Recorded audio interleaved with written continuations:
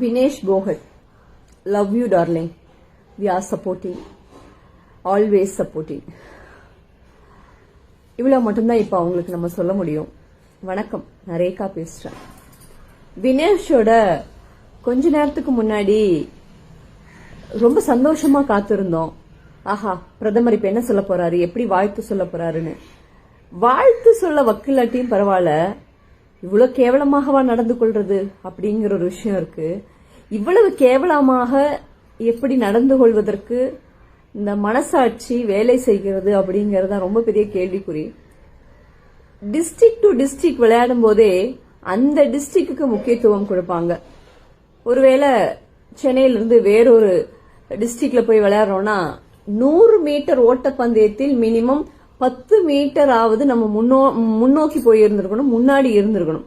ஒருவேளை 2 metre 1 metre இடைவெளியில் அந்த டிஸ்ட்ரிக்ட் சம்பந்தப்பட்டவங்க இருந்தா அவங்க தான் அப்படின்னு ப்ரூஃப் பண்ணி எவ்வளவோ முறை மெடல் கிடைச்சிருக்கு.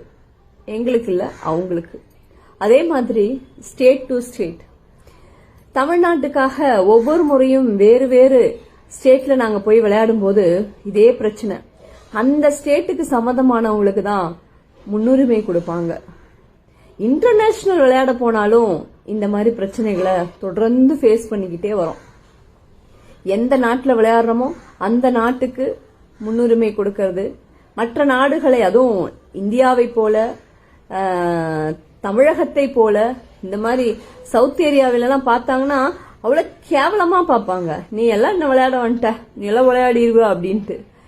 கன்னியாகுமரி, தூத்துக்குடி, திருநெல்வேலி, மதுரை, கோவை இந்த மாதிரி ஊர்கள்ல மிக வசதியற்ற கிராமங்களிலிருந்து எத்தனை ஸ்டூடெண்ட்ஸ் வந்து டெய்லியும் பிராக்டிஸ்க்காக அவ்வளோ ஹார்ட் ஒர்க் பண்ணி ஸ்டேடியத்துல நாங்க பாக்குறோம்னா நாங்கெல்லாம் ஒண்ணுமே கிடையாது.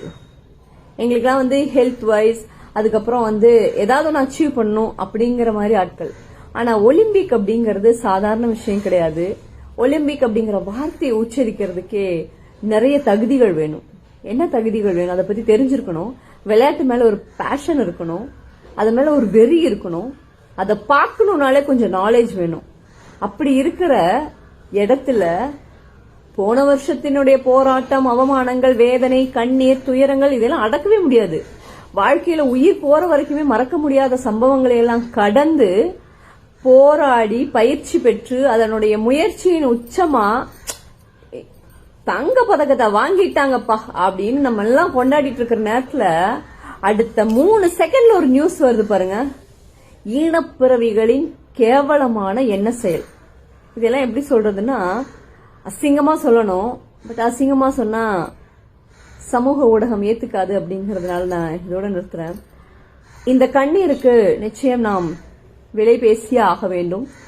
மிக விரைவாக, மிக மிக விரைவாக 24 மணி நேரத்துல, அடுத்த 2 நிமிஷத்துல அல்லது 2 மணி நேரத்துல அவர்களுக்கு மிகப்பெரிய பாடத்தை மக்கள் புகுத்த வேண்டும்.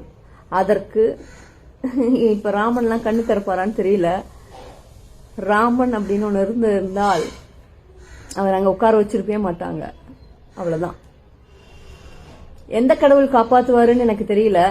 ஆனா ஒண்ணு மட்டும் தெரியும், கர்மா சும்மா விடாது, கண்ணீர் சும்மா விடாது. அந்த பெண்ணுடைய சாபம், இங்க ஆண் பெண்ணாக மாறி விளையாடி இருக்கிறார்கள், பெண் ஆணாக மாறி விளையாடி இருக்கிறார்கள். அதற்கப்புறம் நீங்க மெடல் எல்லாம் கொடுக்கும்போது கண்டுபிடிச்சிருக்காங்க. மேடம் பிடி உஷா இதுலதான் இருக்காங்க. நீங்க படாத அவமானங்கள் கிடையாது. உங்க காலகட்டங்கள்ல எந்த வசதியுமே இல்லாம இன்னைக்கு அதோட ஒரு செலக்ஷன் கமிட்டியில நீங்க இருக்கீங்க. ரொம்ப ப்ரௌடான, ரொம்ப பெருமைக்குரிய ஒரு பெண்ணாக என் இளமை காலங்களிலிருந்து பள்ளி காலங்கள், கல்லூரி காலங்கள், இன்னைக்கும் பிடி உஷான்னு சொன்னா ரொம்ப ப்ரௌடா நினைக்கிறோம். நீங்களாம் இதுக்காக வாதாடலாம்.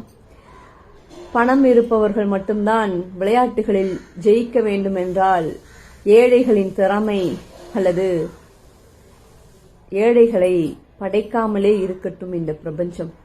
இதை விட எப்படி சொல்றதுன்னு தெரியல. வாழ்த்து சொல்ல வக்கில்ல. ஆனா அவங்களுடைய வாழ்க்கைய அழிக்கிறதுக்காக கொடூரமான எண்ணங்கள். நீங்களே எப்படி சாப்பிடுறீங்க, எப்படி தூங்குறீங்க? சி, அப்படின்னு தான் சொல்ல தோணுது. மக்கள் மிக விரைவில் பாடம் புகுத்த வேண்டும். அதற்கு நாமெல்லாம் ஒன்றாக கரம் கோர்க்க வேண்டும். உங்கள் கருப்பு மையால் அவர்கள் புன்னகையை தடவித்தீருங்கள். நன்றி.